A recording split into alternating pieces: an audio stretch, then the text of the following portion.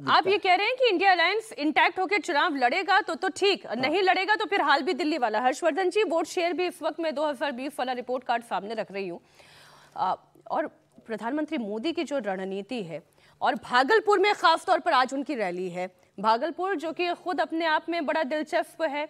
BJP सब जीतती है, भागलपुर में भी जीतती रही, लेकिन पिछले चुनावों के नतीजे हमने देखे, भागलपुर कोई बहुत अच्छा रिजल्ट नहीं दे पाया बीजेपी के लिए। देखिए, भारतीय जनता पार्टी के लिए जहां वो जीत गए हैं वो भी, और जहां हारते रहे हैं वो भी वो हमेशा चुनौती रहती है। चुनौती क्यों रहती है? क्योंकि उनकी राजनीति में जो जाति वाला हिस्सा है वो होता तो है, लेकिन वो चिल्ला नहीं सकते, उसको कहकर वो राजनीति नहीं कर सकते, वो उनको नुकसान देता है।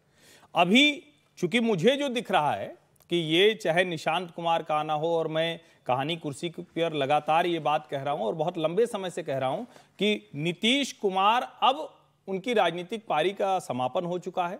भले वो बार बार कहा जाए चेहरा है, वो चेहरा नहीं होने वाले हैं, बार्गेन क्या होगी वो अलग बात है। लेकिन जरा इसको भी समझिए, नीतीश बड़े शानदार नेता हैं, समझते हैं नब्ज को। अभी जिस तरह से 60 करोड़ लोग महाकुंभ में नहा कर आ रहे हैं, जिस तरह से बिहार से हर रास्ता प्रयागराज की तरफ जाता दिख रहा है, जिस तरह से पूरे बिहार में एक सेंटिमेंट चेंज हो रहा है, और वो सिर्फ बिहार का मसला नहीं है, वो पूरे देश में इस तरह का एक सेंटिमेंट चेंज हो रहा है, जिसका हम परिणाम देखते हैं कि हरियाणा हो जाता है, महाराष्ट्र हो जाता है, और तो और दिल्ली भी हो जाता है। उस सब का प्रभाव भी शामिल है। तो आप उस तरह से मत देखिए कि जो राष्ट्रीय जनता दल पुरानी वाली है वही रहेगी, भाजपा वही वाली रहेगी। भारतीय जनता पार्टी का प्रभाव बहुत बड़ा है। किसानों को लेकर जिस तरह की आउटरीच शिवराज सिंह चौहान और Narendra Modi back to back लगातार 2 दिनों में कर रहे हैं, जिस तरह से खुद नीतीश कुमार कर रहे हैं, तो मुझे लगता है बिहार का समीकरण इस बार बहुत बदला हुआ होगा। कांग्रेस प्लस या कांग्रेस माइनस विपक्षी गठजोड़ की स्थिति बहुत अच्छी नहीं रहने वाली। विनोद जी, लेकिन जो राहुल गांधी इस वक्त कर रहे हैं कि वो नॉर्थ की पॉलिटिक्स को और खास तौर पर कांग्रेस के संगठन को मजबूत करने का एक प्रयास कर रहे हैं, और अभी जो हर्षवर्धन जी कह रहे हैं प्रयागराज वाली बात, ये बात हम भी जानते हैं कि उससे माहौल बदला है, पर ये वही बिहार है जहां कमंडल के ऊपर मंडल हावी रहता है।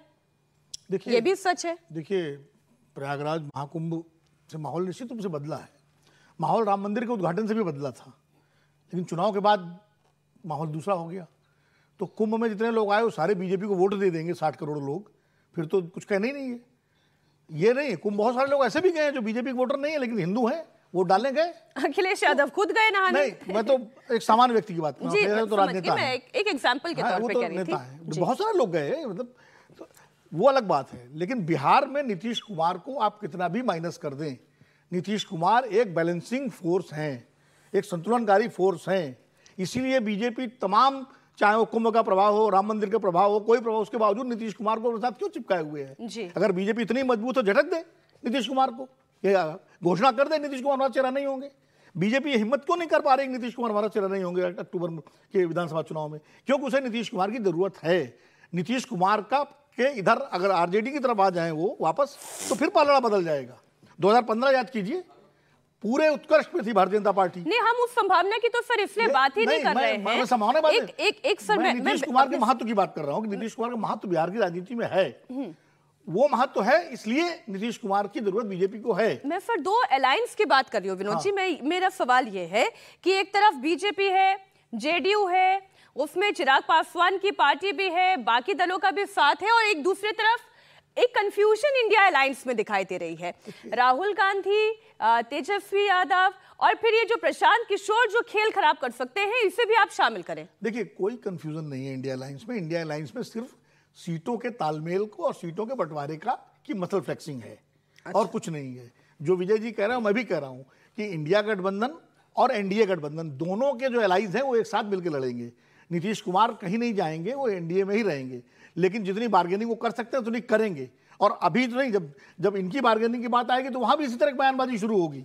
एनडीए के अंदर भी जो लोकसभा चुनाव से पहले होती रही, जो वहां चल रही है। ये बात जरूर है कि राहुल गांधी को एक बात समझ में आ गई है कि जब तक कांग्रेस उत्तर भारत में, उत्तर प्रदेश में, बिहार में, इन राज्यों में जो क्षेत्रीय दल हैं उनके साथ बराबर के स्तर पर या एक सम्मानजनक तरीके से नहीं जुड़ेगी, तब तक उसका रिवाइवल संभव नहीं है। इसीलिए राहुल गांधी एक मेहनत कर रहे हैं। अब राहुल गांधी अगर मेहनत करेंगे, उसका जो भी फायदा होगा, 1%, 2%, 4% जो भी होगा, वो होगा तो इंडिया गठबंधन को ही, उसमें आरजेडी को भी होगा। जैसे उदाहरण के लिए झारखंड में भाई जो सरकार बनी दोबारा, कांग्रेस और इसकी जेएमएम की, तो राहुल गांधी की यात्रा का थोड़ा बहुत तो फायदा हुआ होगा ना। ये सही है, ज्यादा मेहनत सोरेन की रही, जेएमएम की रही, लेकिन थोड़ा बहुत तो गिलहरी योगदान उसमें उनका भी रहा होगा। तो उसी तरह से जो भी होगा उसका फायदा एक लाइन में जोड़ दूं कि राहुल गांधी की जो जाति जनगणना की पॉलिटिक्स है उसका इम्तिहान तो बिहार में ही होना है ना। असली तो बिहार में ही होना है। ठीक है।